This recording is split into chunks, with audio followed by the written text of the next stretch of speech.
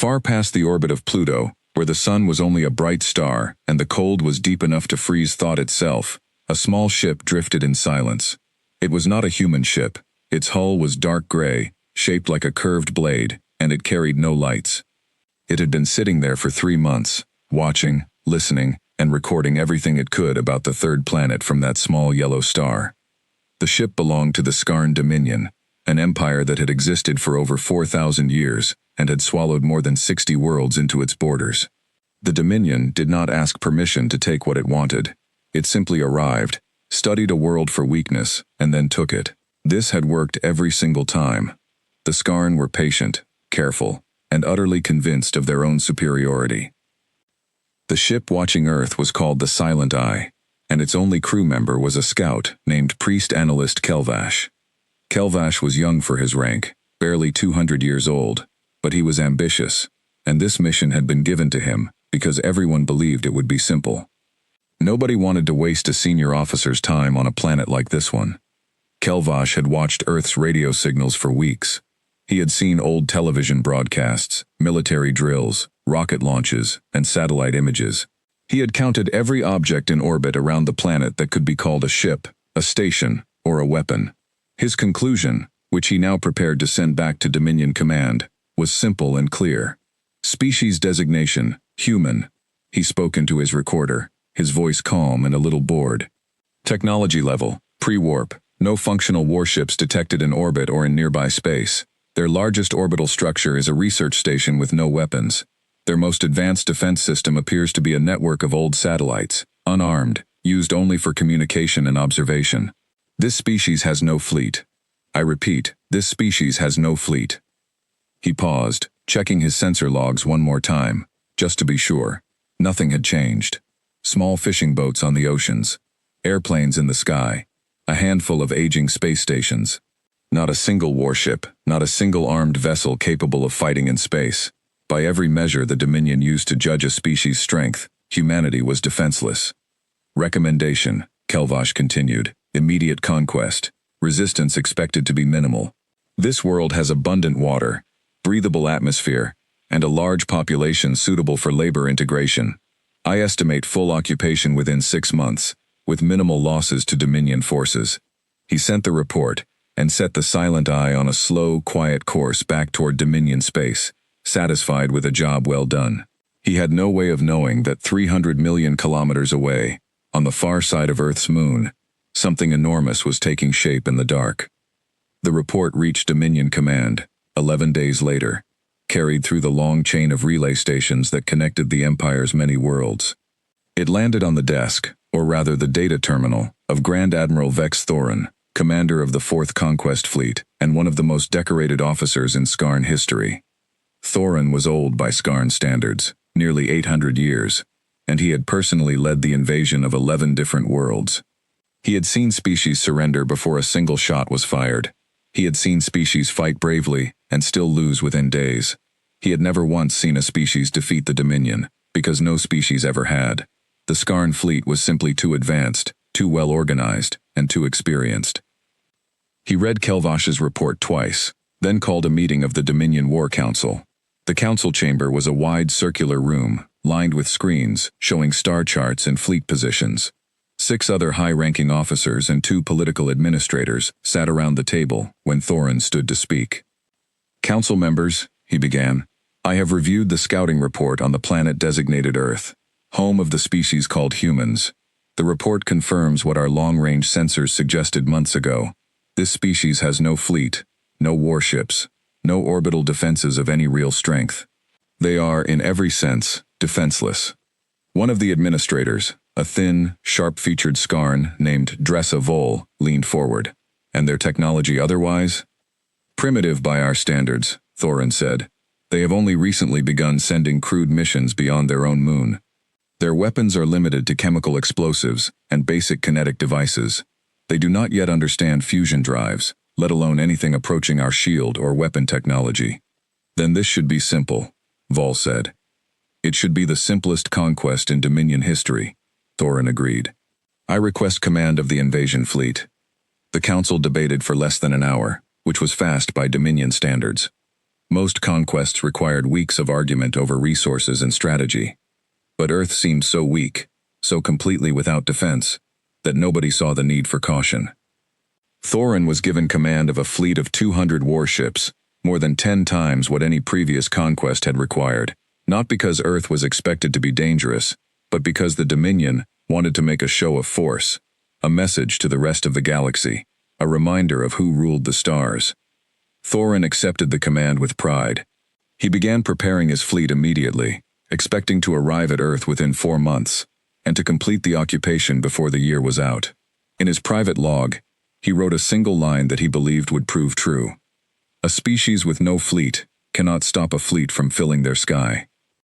He had no idea how wrong he was.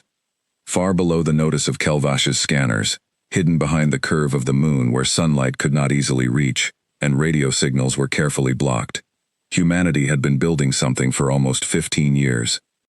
It began, as many important things do, with a quiet meeting in an underground bunker outside Geneva, Switzerland. In that meeting, representatives from every major nation on Earth sat together and looked at data that had terrified them. Deep space telescopes, newly built and far more powerful than anything before them, had detected faint but unmistakable signs of an alien fleet passing through a nearby star system decades earlier. The evidence was old, the fleet long gone, but the message was clear.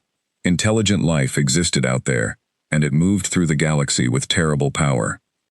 A general from the United States, a calm and quiet man named James Okafor, had been the one to say what everyone else was thinking, but did not want to admit. If they find us and think we are weak, he said, they will not ask us to join them. They will take what they want and call it conquest. We have one chance to prevent that. We build. We build in secret, and we build big. From that meeting came Project Sentinel, the largest and most secret construction effort in human history. Every nation contributed. Every space agency, every private company, every brilliant engineer and scientist was quietly pulled into the project, sworn to secrecy, under threat of treason charges. The public was told that humanity's space program had slowed down, that budgets were being cut, that ambitions were being scaled back. In truth, resources were being poured into a hidden shipyard, built into a massive crater on the far side of the moon, shielded from Earth-based telescopes, and, they hoped, from any alien eyes watching from beyond. The person chosen to lead the military side of Project Sentinel was Fleet Admiral Elena Cross, a former submarine commander known for her calm nerves and sharp mind. She had spent years training pilots and crews in total secrecy, running simulations of space combat against an enemy nobody had ever seen, based only on theory and imagination. It was, she often said, like training for a war against ghosts. "We don't know what they look like," she told her officers during one training session. "We don't know how they fight. We don't know their weapons or their tactics. What we do know is this: if they come, they will expect us to be weak, because that is what they will see. Old satellites, no warships, nothing worth worrying about. That is exactly what we want them to see." Beside her stood Dr. Sarah Chen, the lead scientist behind humanity's most important breakthrough, a new kind of engine and shielding system, developed after years of trial and error, that allowed human ships to move faster and take more damage than anyone had thought possible only a decade before. Chen's team had worked around the clock, testing new alloys, new reactors, new weapon systems, all hidden from the world in the dark shipyards of the moon's far side. "The physics work," Chen told Cross one night, standing before a massive screen showing a ship's design. "We've proven it in simulation and in small-scale tests. The only question now is whether we can build enough ships, fast enough, before anyone comes looking." By the time Kelvash's scout ship had finished its quiet observation of Earth, humanity already had 40 warships built and hidden behind the moon. 9 more were under construction. Thousands of pilots, engineers, and soldiers trained daily in simulators and in real drills conducted in the empty dark beyond the moon's shadow, always careful to stay hidden. The world above them, the billions of people going about their daily lives, knew almost nothing. They saw the same old satellites the aliens had seen. They watched the same news, argued about the same everyday problems, and had no idea that somewhere above their heads, a secret fleet was slowly filling the shadows of space. Admiral Cross often stood at the observation window of the moon base and looked out at Earth, a blue and white marble hanging in the black sky.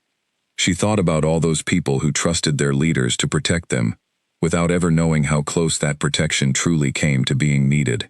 She thought about her own family down there, unaware of what she did each day. "They don't know," she said quietly to herself one night, "but they will be safe. Whatever comes, they will be safe." She did not know exactly when the enemy would arrive, or how many ships they would send, or how strong they would be. But she trusted her people, trusted the training, and trusted the quiet, patient work of 15 years. Somewhere out there, in the vast dark of space, an alien fleet was gathering, confident that Earth had nothing to defend itself with. They were about to learn how wrong that belief was. 4 months after the War Council meeting, Grand Admiral Thorin stood on the bridge of his flagship, the Dominion's Will, and watched as the last of his 200 warships assembled in formation around him. It was the largest fleet he had ever commanded, a shining wall of gray metal stretching for kilometers in every direction, engines glowing with blue fire as they prepared for the long jump toward Earth. He felt no fear, only pride. In his long career, he had never lost a single battle. He did not expect Earth to be any different. If anything, this conquest would be remembered as the easiest in Dominion history, a footnote compared to the harder campaigns he had fought against species who actually had the ability to resist. "Set course for the Sol System," he ordered. Standard invasion protocol. We will begin with a demonstration of force near their homeworld, followed by a formal demand for surrender. Casualties on our side should be minimal to none. His crew responded with the calm efficiency of soldiers who had done this many times before. The fleet's engines roared to life, and 200 warships began their journey toward a small blue planet that, as far as the Dominion knew, had absolutely nothing to stop them. Behind the moon, in the quiet dark of the hidden shipyard, Admiral Cross received a report that made her blood run cold. Long-range sensors, newly installed and carefully hidden, had detected a massive gravitational disturbance far out in the solar system's outer reaches, the kind of disturbance caused by a large group of ships entering from deep space. She stared at the data for a long moment, then turned to her communications officer. "Contact every commander," she said, her voice steady despite the weight of what she was about to say. "Tell them it's time. The enemy is coming." Far above Earth, hidden in the dark, 49 human warships began to power up their engines, preparing for a battle that would decide the fate of an entire species. And far out in the cold reaches of space, 200 alien warships closed in, utterly certain that no fleet, no defense, and no resistance awaited them. Both sides were about to be surprised. The journey from Dominion space to Earth would take a little over 3 months, even at the incredible speeds the Skarn warp engines could reach. For Grand Admiral Thorin, this was simply routine. He had made dozens of similar journeys before, and he spent much of his time reviewing old victories, mentoring younger officers, and preparing his official conquest speech, the one he would deliver to the people of Earth once they had surrendered. The Skarn Dominion had a long tradition when it came to conquest. Before any invasion, every fleet commander studied the history of previous campaigns, looking for patterns that could be repeated. Thorin often gathered his senior officers in the flagship's briefing room to review these old victories, partly for strategy, and partly because he simply enjoyed remembering them. "Do you remember the Vashtar?" he asked one evening, standing before a star map showing dozens of conquered systems glowing in Dominion blue. A proud species, they had ships, real warships, nearly 100 of them, and still, within 3 weeks, their capital had fallen. "Do you know why?" His second-in-command, a sharp and quiet officer named Fleet Captain Ren Isara, answered without hesitation. "Because they fought with courage but without unity. Their planets argued over strategy while our fleet approached." "Correct," Thorin said. "Courage is not enough. Even skill is not enough. Only unity and preparation win wars. The humans have neither. Our scout reports confirm they are still a divided species. Many nations, many governments, no single unified command. Even if they somehow found weapons, they would fall apart from disagreement before they could use them properly." Captain Isara nodded, though privately she felt a small flicker of doubt. She had reviewed the scouting data herself and noticed something strange. Human radio signals showed decades of scientific progress happening remarkably fast. faster than most pre-warp species managed. But she said nothing. Questioning the Grand Admiral's confidence, especially before such an easy conquest, was not something a wise officer did. As the fleet continued its journey, Thorin ordered regular battle drills, not because he expected real resistance, but because discipline mattered, even during an easy campaign. 200 warships practiced formation changes, weapon tests, and boarding procedures meant for taking human cities with minimal destruction. The Dominion wanted Earth's resources intact, including its population, which could be put to work once properly subdued. Meanwhile, far behind them, on the hidden far side of Earth's moon, Admiral Elena Cross faced a very different kind of challenge. Her fleet of 49 warships was strong, but she knew it might not be strong enough. The enemy fleet detected by long-range sensors was massive, more than 200 ships according to early estimates, a number that made even her most experienced officers pale when they heard it. 200 against 49, said Fleet Captain Daniel Reyes, one of Cross's most trusted commanders, during an emergency strategy meeting. Even with our technology advantage, those numbers are terrifying. They don't know about our technology advantage, Cross reminded him. As far as they know, we have nothing. That is still our greatest weapon. Surprise. Dr. Sarah Chen, sitting at the end of the table, pulled up a holographic display, showing the specifications of the human fleet's newest ships. Our shields are rated to withstand impacts at least 3 times stronger than anything from a species at their apparent tech level. Our weapons use a plasma lance system that should punch through standard alien armor without much trouble, assuming their armor matches what we'd expect from a species of this size and power. But we won't know for certain how their weapons compare to ours until the first shots are fired. That's a big assumption to build a war plan around, Reyes said. It's the only assumption we have, Chen replied. We built this fleet based on years of theoretical modeling. Every simulation, every test, tells us we should be able to compete, even against superior numbers. But you're right. There's risk. There's always risk. Cross studied the star charts for a long moment before speaking again. We use the terrain to our advantage. The moon itself will hide our fleet until the last possible moment. We let them believe Earth is defenseless. We let them approach, issue their demands, maybe even start their attack on the empty satellites we've left in place as bait. Then, when they are close, when they are confident, when they think victory is already won, we hit them with everything we have. A trap, Reyes said, a small smile forming despite the tension in the room. A trap built on 15 years of secrecy and hard work, Cross said. We only get one chance to spring it. If it fails, Earth has nothing left to stop them. The room fell quiet at that thought. Everyone understood the weight of what they were about to do. There would be no second fleet if this one failed, no backup plan, just 49 ships, thousands of trained crew members, and one chance to prove that humanity was not as helpless as it appeared. Training intensified after that meeting. Pilots ran endless simulations, practicing against imagined alien tactics based on the best guesses of Dominion fleet behavior, gathered from centuries-old radio signals humanity had intercepted and slowly decoded over the years. Fragments of information picked up from deep space listening stations, built specifically for this purpose. It wasn't much, but it was something. Small clues about how the Dominion organized its ships, how it communicated, how it fought. Ground crews worked around the clock in the hidden shipyard, finishing the last 9 warships under construction, pushing every system to be ready before the enemy arrived.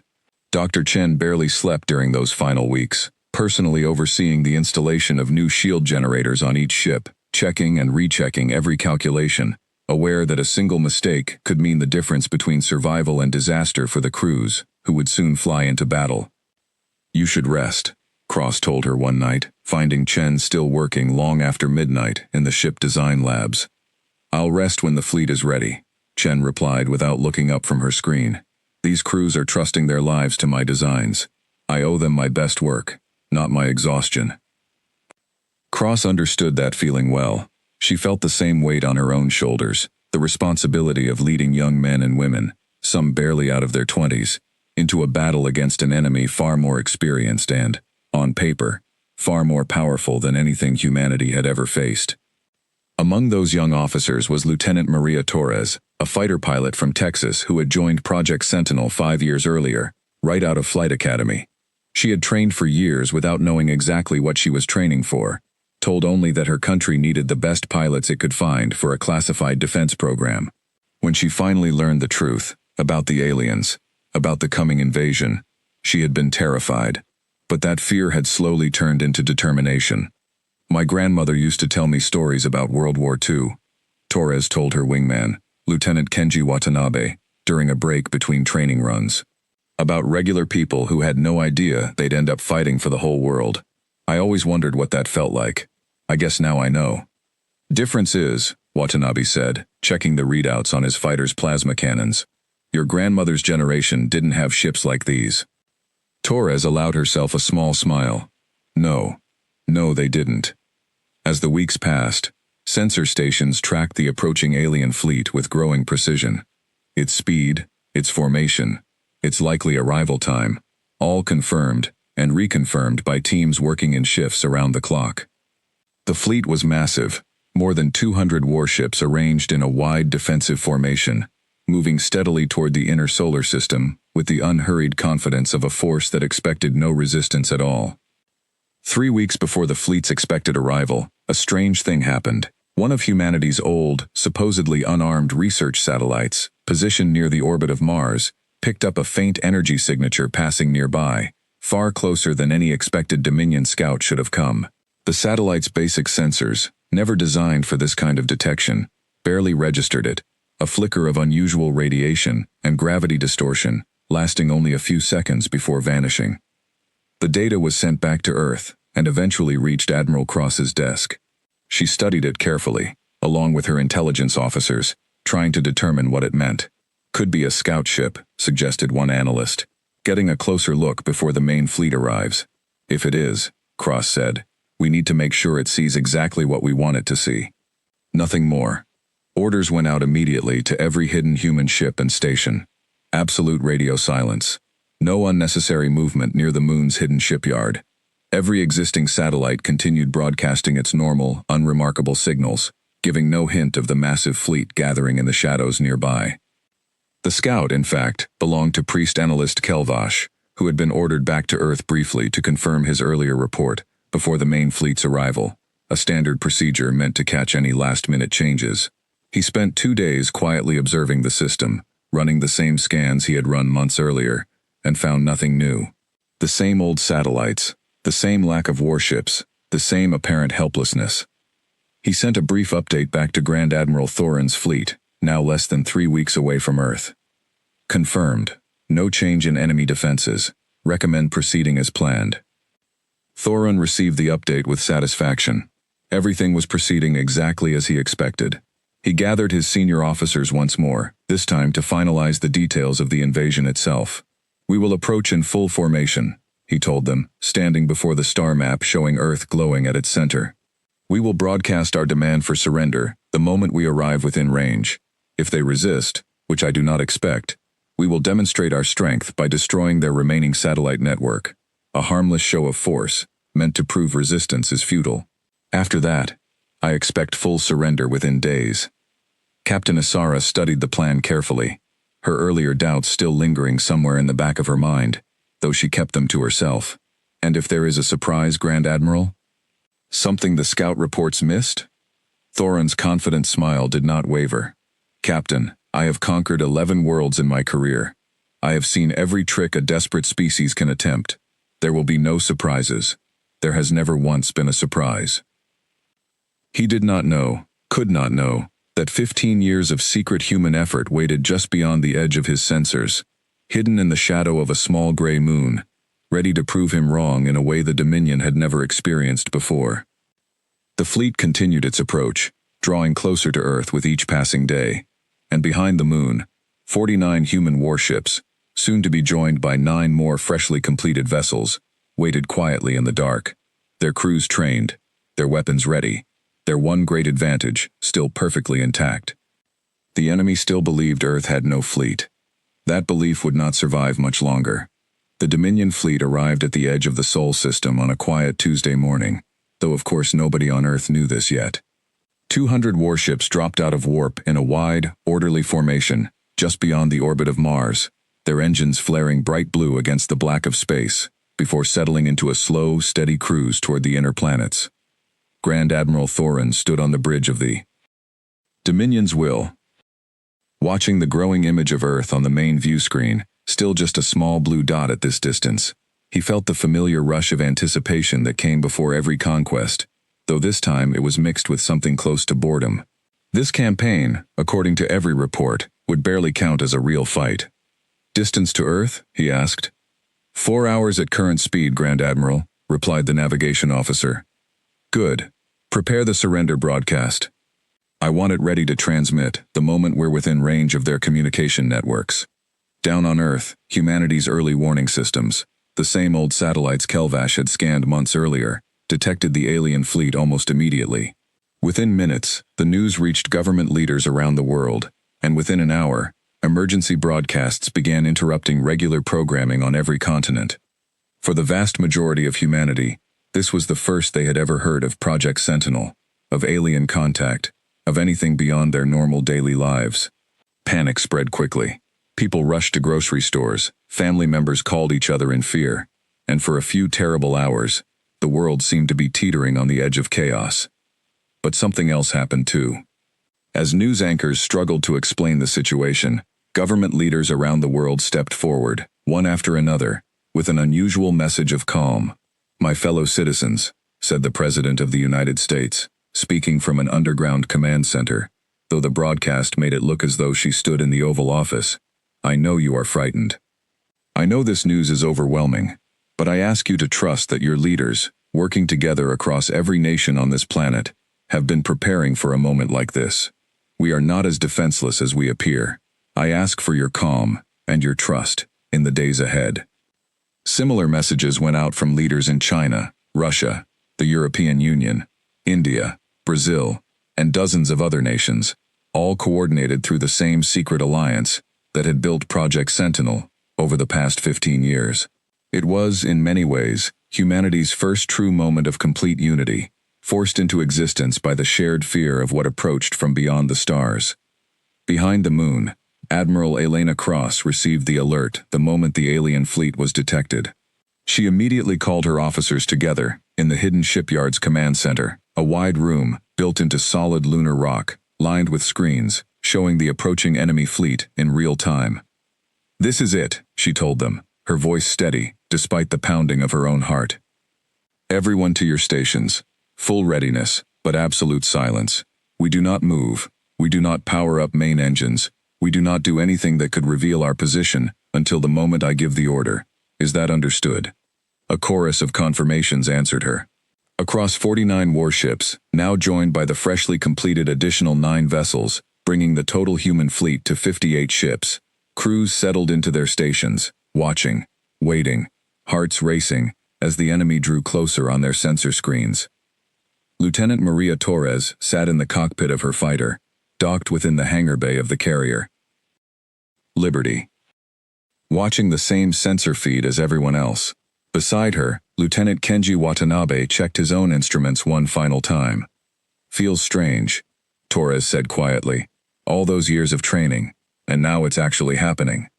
"Feels strange," Watanabe agreed. "But we're ready. We've done this in simulations 1,000 times." "Simulations don't shoot back," Torres said. Watanabe didn't have an answer for that. 4 hours later, exactly as predicted, the Dominion fleet came within range of Earth's communication networks. Grand Admiral Thoron gave the order, and a message began broadcasting across every radio frequency, every television signal, every satellite channel on the planet, translated instantly by Dominion technology into every major human language. "People of Earth," the message began, Thoron's voice cold and formal. "This is Grand Admiral Vex Thoron, of the Skarn Dominion. Your world has been selected for integration into Dominion territory. Resistance is neither possible nor advised. You are instructed to stand down any and all defensive systems immediately. Failure to comply will result in the destruction of your orbital infrastructure as a demonstration of consequences. You have 1 hour to respond." The message played on every screen on the planet. Billions of people watched in stunned silence as an alien voice calmly informed them that their entire world was about to be conquered. In the underground command center beneath Geneva, The alliance of world leaders who had overseen Project Sentinel from the beginning gathered for an emergency call with Admiral Cross, patched through via a heavily encrypted channel that even the Dominion's advanced sensors could not detect. "Admiral," said General Okafor, the American officer who had first proposed Project Sentinel all those years ago, now old and gray-haired but still sharp as ever. "What's your assessment?" "They're exactly where we want them," Cross said. "Confident, close, and completely unaware of our fleet. I recommend we stall for time with a response. Buy ourselves a few more hours to finalize positioning, and let them make their demonstration attack on the old satellites. It'll keep their attention away from the moon while we prepare our final approach." "And if they decide to attack the surface directly instead?" asked another leader, the Prime Minister of India, her voice tense. "Unlikely," Cross said. "Their own doctrine, based on the fragments of communication we've intercepted over the years, favors demonstrations of force before full engagement. They want Earth's population intact for labor. They'll want to prove their strength first, not destroy the very asset they're trying to conquer." The leaders debated for several tense minutes before agreeing to Cross's plan. A response was drafted and sent back to the Dominion fleet, carefully worded to sound uncertain, divided, and afraid. Exactly the kind of response the aliens would expect from a defenseless, disorganized species. We need more time," the recorded response said, deliberately stumbling and hesitant, delivered by an anonymous voice actor, rather than any real government leader, another small piece of the deception. "Our nations must discuss this. Please, do not attack." Thorin received the response with a satisfied smile. Just as expected. Fractured, weak, unable to even agree on a proper response. He turned to his tactical officer. "Proceed with the demonstration. Target their satellite network. Minimal force, just enough to make our point clear." 12 Dominion warships broke formation and moved toward Earth's orbit, their weapons charging with a low, ominous hum. Within minutes, they opened fire on a cluster of old communication and weather satellites, the very ones Kelvash had scanned months earlier and correctly identified as unarmed and harmless. The satellites, along with a handful of older, decommissioned military reconnaissance platforms left in orbit specifically as decoys, were destroyed in a series of bright flashes, visible even from the ground in parts of the world experiencing nighttime. News cameras captured the destruction, broadcasting it to a horrified global audience, though few outside the highest levels of government knew that every single destroyed satellite had been deliberately sacrificed, chosen specifically because it held no real value, and had already been replaced by better, hidden systems years earlier. "Their demonstration is complete," Thorin announced to his fleet. "As expected, no resistance. Prepare full fleet approach toward Earth orbit. We will accept their formal surrender within the day." Behind the moon, Admiral Cross watched the destruction on her own screens, her jaw tight but her resolve unshaken. "They took the bait," she said quietly to her officers. "They think they've already won." "How long until they're in range for us?" asked Captain Reyes. Cross studied the tactical display, watching as the massive Dominion fleet, now moving in a wide, confident formation, began its final approach toward Earth orbit, completely unaware of the 58 warships waiting in silence just beyond the moon's shadow. 2 hours, she said. 2 hours until they're close enough that our fleet can reach them before they can retreat or call for reinforcements. 2 hours until we spring this trap."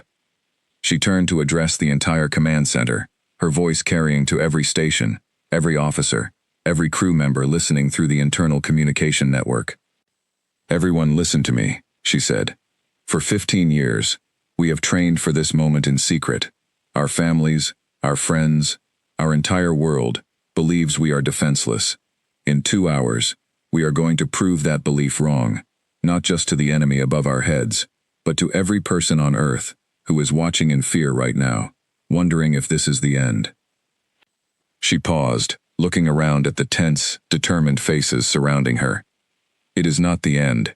It is the beginning. When we are done, the galaxy will know that Earth is not an easy target. It is not a helpless world waiting to be conquered. It is a world that will fight, and fight well, for its right to exist. Prepare your ships, trust your training, trust each other. In 2 hours we fly." A wave of quiet determination spread through the command center and across every ship in the hidden fleet. Pilots checked their equipment one final time. Engineers ran last-minute diagnostics on shield generators and weapon systems. Officers reviewed their attack formations, memorized their assigned targets, and prepared themselves for the largest battle in human history. Above them, the Dominion fleet continued its confident approach, completely unaware that it was flying directly into a trap 15 years in the making. Grand Admiral Thorin stood on his bridge, already composing in his mind the report he would send back to Dominion Command, celebrating what he believed would be the easiest conquest of his long and illustrious career. He had no idea that in less than 2 hours, the sky above Earth would fill with human warships, and everything he believed about this small, seemingly helpless planet was about to be proven catastrophically wrong. The 2 hours passed, in a strange mix of tense silence and quiet, controlled activity. Aboard the 58 ships of the hidden human fleet, crews finished their final preparations, checking systems one more time, saying quiet prayers or simple words of encouragement to the people beside them. In the command center behind the moon, Admiral Elena Cross watched the tactical display as the Dominion fleet drew closer to Earth orbit, exactly as predicted, exactly on schedule. Grand Admiral Thorin's fleet had settled into a wide formation surrounding Earth. Warships spread out to demonstrate total control of the planet's orbital space. Thorin himself stood on the bridge of the Dominion's Will, watching the blue and green planet grow larger on his view screen, already thinking ahead to the formal surrender ceremony he expected within the next day or two. "Grand Admiral," said his communications officer, "we're receiving another message from the surface." "Same source as before." "Play it," Thorin said, mildly curious what new excuse the humans would offer this time. The message was brief, and to Thorin's surprise, it did not sound afraid at all. It sounded calm, almost formal. "Grand Admiral Thoron," the voice said, and this time it was not the same hesitant, uncertain voice from before. This was Admiral Elena Cross herself, speaking directly and clearly. "This is Fleet Admiral Elena Cross of the United Earth Defense Force. You have made an assumption about our world that is about to prove incorrect. Earth is not defenseless. We ask you to withdraw your fleet immediately and leave this system in peace. This is your only warning." Dominion's Will. Then, several officers began to laugh, a low, dismissive sound that spread across the room. "United Earth Defense Force," Thorin repeated, amused. "A bold name for a species with nothing but old satellites and civilian aircraft. Do they truly believe empty words will frighten us?" "Shall I respond, Grand Admiral?" asked the communications officer. "No need," Thorin said. "Let their words be the last foolish thing they say before their surrender. Continue preparations for the formal occupation. I want ground teams ready to—" He never finished the sentence. At that exact moment, in the shadow of Earth's moon, Admiral Cross gave the order that 15 years of secret preparation had been building toward.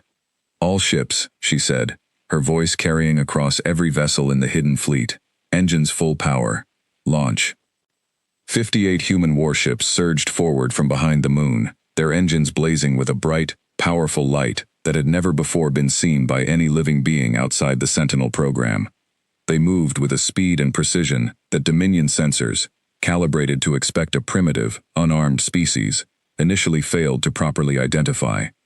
Aboard the Dominion's Will, alarms began blaring across the bridge as sensor operators struggled to understand what they were seeing.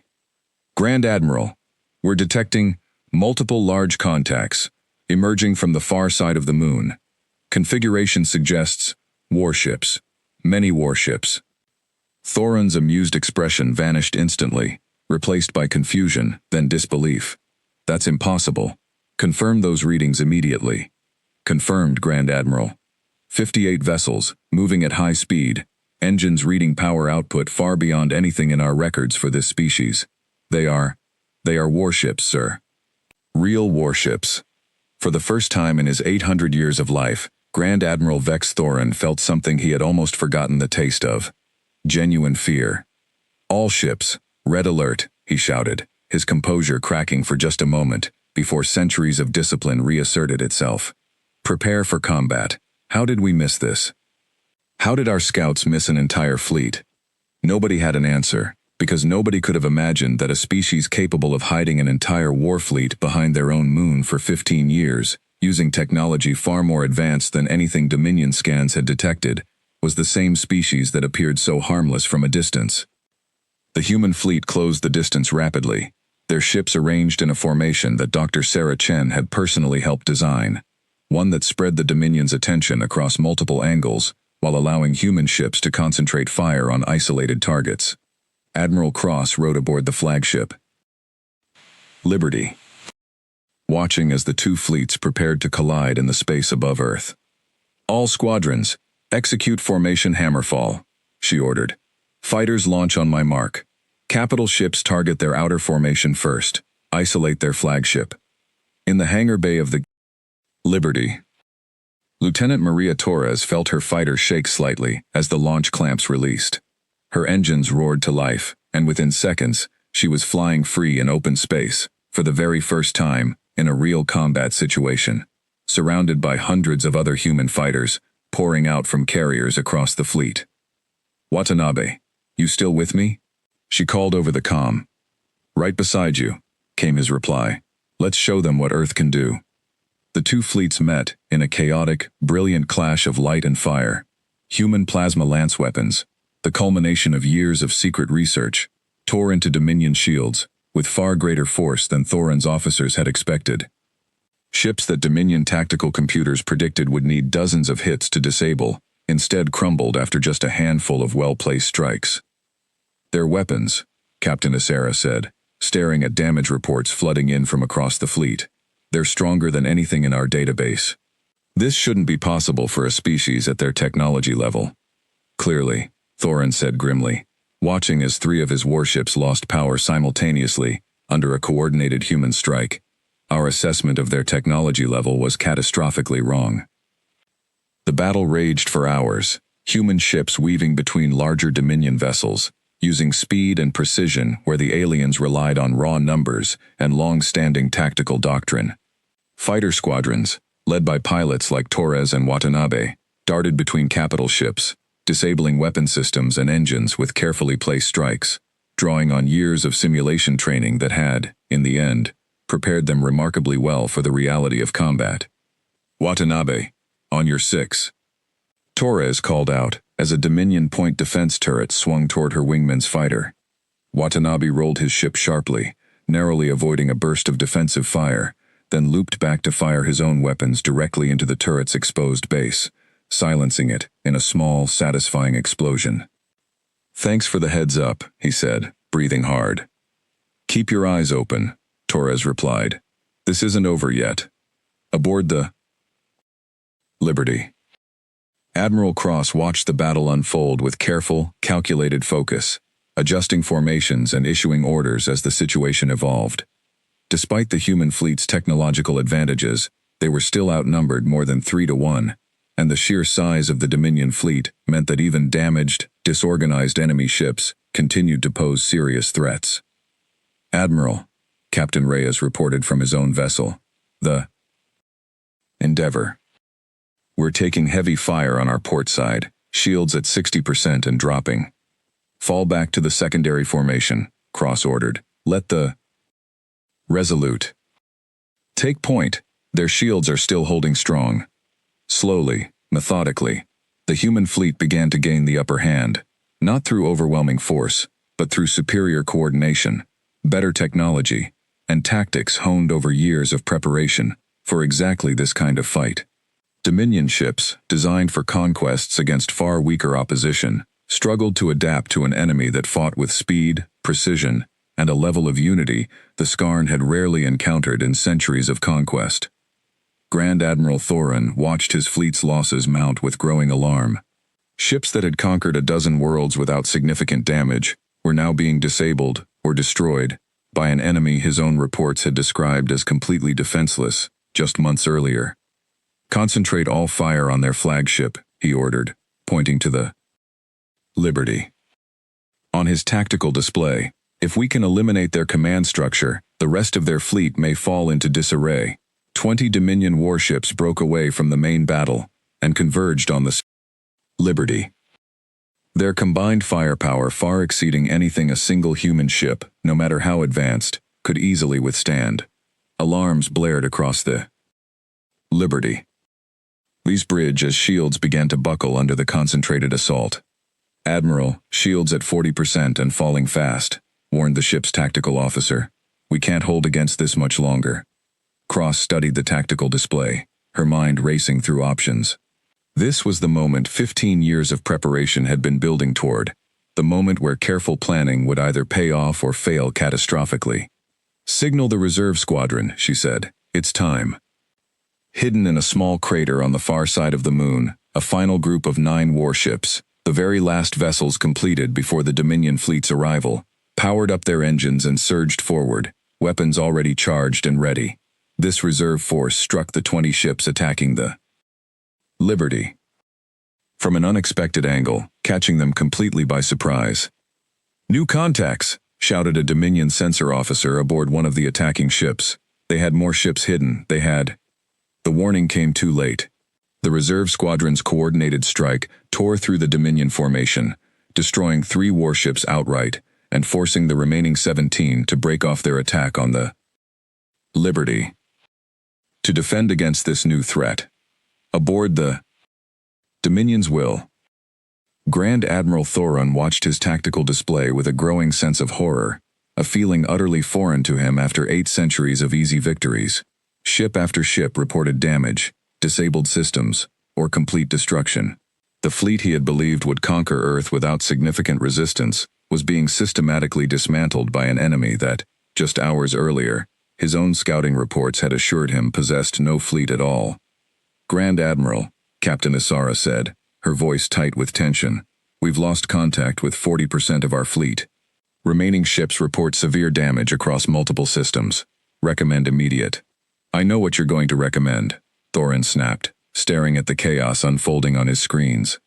In all his centuries of service, he had never once considered retreat. The Dominion did not retreat. The Dominion conquered. But as he watched another cluster of his warships fall silent on the tactical display, destroyed or disabled by an enemy fleet that should not have existed, Grand Admiral Vex Thorin began to understand, for the first time in his long career, what it truly felt like to face an opponent who had been underestimated. The sky above Earth, once believed to hold nothing but a defenseless, primitive species, was now filled with human warships, fighting with a skill and determination that no Dominion report had ever predicted. And the battle, once thought to be the easiest conquest in Skarn history, was rapidly turning into something Thorin had never experienced before. A battle he might actually lose.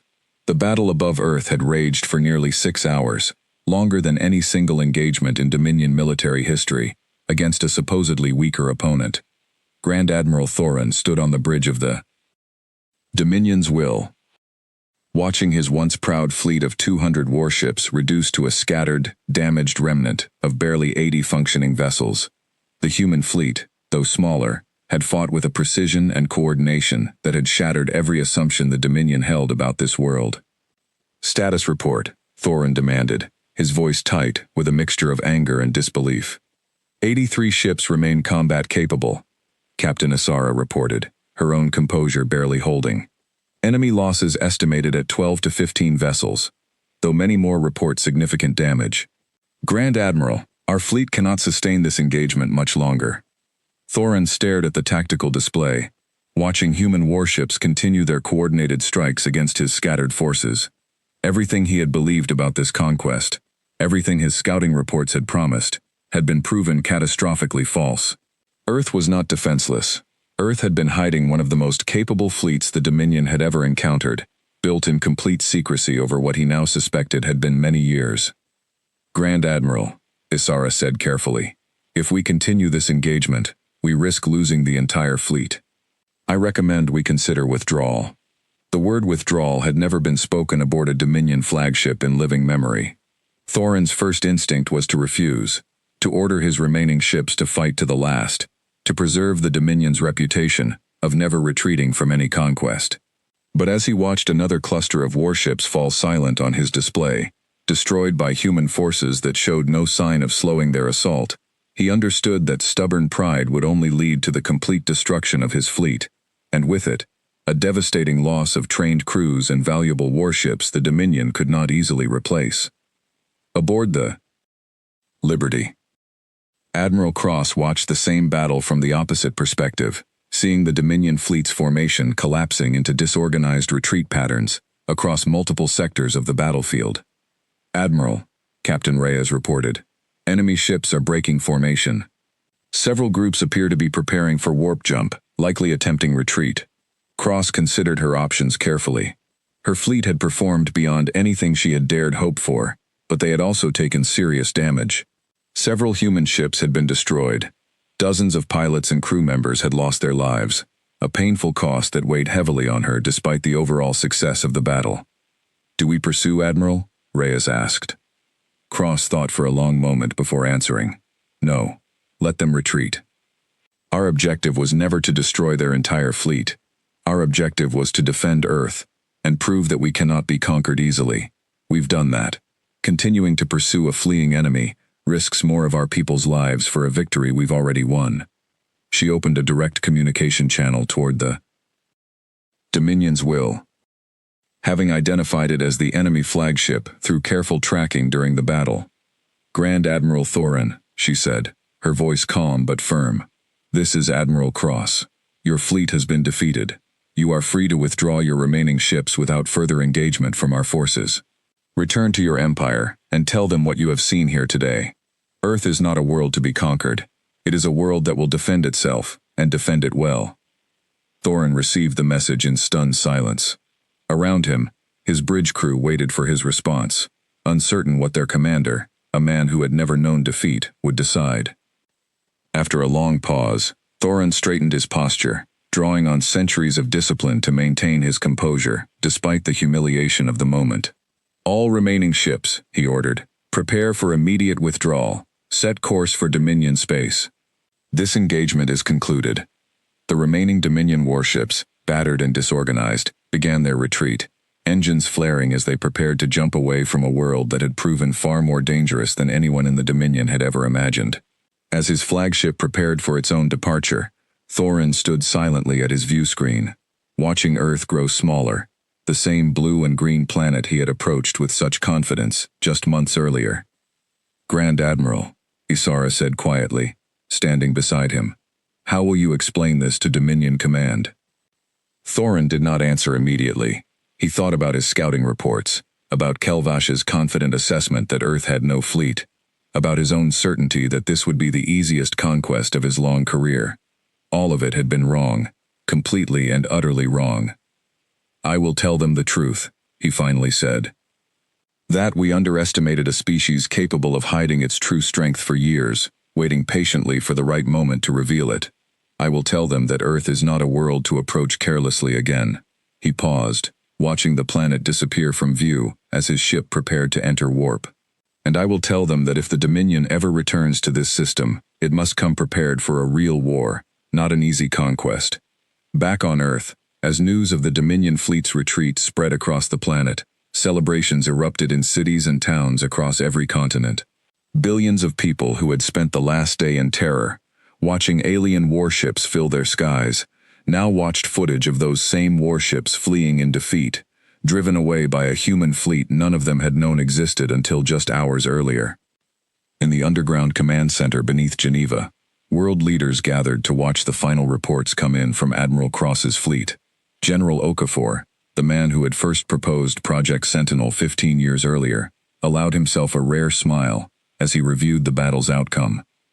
15 years, he said quietly to the room. 15 years of secrecy, sacrifice, and hard work, and today, it saved our entire world. The Prime Minister of India nodded, though her expression remained serious. "We should not celebrate too quickly. This may not be the last time they come." "No," General Okafor agreed. "It likely will not be.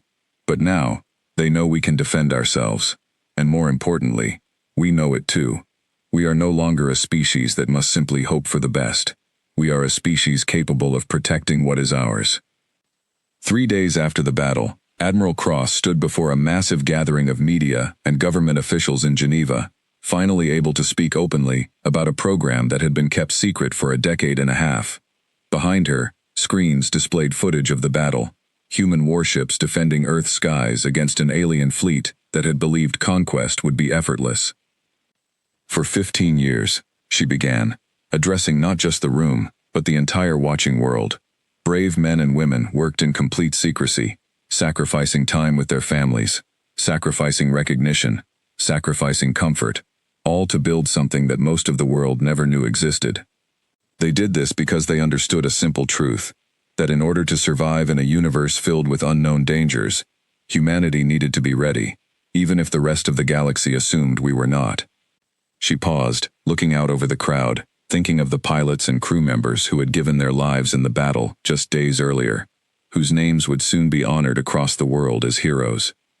We lost good people in that battle, she continued, her voice steady but heavy with emotion. People who believed, as I do, that Earth was worth protecting, no matter the cost. Their sacrifice was not in vain. Today, our world remains free.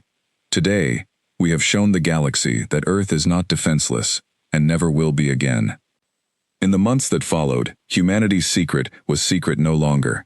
The existence of Project Sentinel, now renamed the United Earth Defense Force, became public knowledge, and rather than causing panic, it brought the world closer together than it had ever been before. Nations that had spent decades in conflict with one another found common purpose in defending their shared home. Military academies around the world began training new generations of pilots and officers, no longer in secret, but with the full support and pride of a united planet. Dr. Sarah Chen, whose engine and shielding designs had proven crucial to the battle's success, was celebrated as one of the great scientific minds of the century, though she remained far more interested in her ongoing research than in public recognition. Her team continued working, now with far greater resources and support, developing even more advanced technology in case the Dominion, or any other threat, ever returned. Lieutenant Maria Torres and Lieutenant Kenji Watanabe, along with hundreds of other pilots who had fought in the battle, became symbols of humanity's new resolve, though both preferred to spend their time training the next generation of defenders, rather than dwelling on their own fame. "Feels strange," Torres admitted to Watanabe one evening, months after the battle, as they watched a new class of young pilots practice formation, flying above the same moon base where their own fleet had once hidden in secret. Being part of something everyone knows about now, instead of something hidden. Strange, Watanabe agreed, but better. No more hiding, no more secrets, just us, ready for whatever comes next. Far across the galaxy, Grand Admiral Thoron stood before the Dominion War Council, delivering a report that would echo through Dominion history for centuries to come. He spoke of Earth's hidden fleet, of the 15 years of secret preparation, of a species that had proven far more capable and dangerous than any scouting report had suggested. "The Dominion has never faced a defeat like this," he told the council, his voice heavy with the weight of his failure. "I recommend that any future action toward Earth be approached with extreme caution, and with far greater respect for what this species is truly capable of achieving." The council listened in stunned silence, and for the first time in the long history of the Skarn Dominion, a world that had once seemed helpless and easy to conquer was added to a very short list of species the Empire chose to leave alone, at least for the time being. Back on Earth, life slowly returned to a new kind of normal, one where humanity understood, for the first time in its history, that it was not alone in the universe, and that the stars above held both wonders and dangers beyond anything previously imagined. But they also understood something else, something perhaps even more important. They understood that they were not helpless. They understood that 15 years of quiet determination, hard work, and unity had saved their world when it mattered most. And they understood that whatever challenges the galaxy might bring in the future, humanity would face them together, ready, and no longer hidden in the shadows. The sky above Earth, once thought empty of any real defense, now stood as a symbol of what humanity could achieve when it worked together toward a single, shared purpose. And far beyond the edge of the solar system, word began to spread among other species and empires who had heard of the battle, a simple but powerful message that traveled from star system to star system. Earth was not defenseless. Earth had a fleet, and Earth was ready to defend itself, now and always.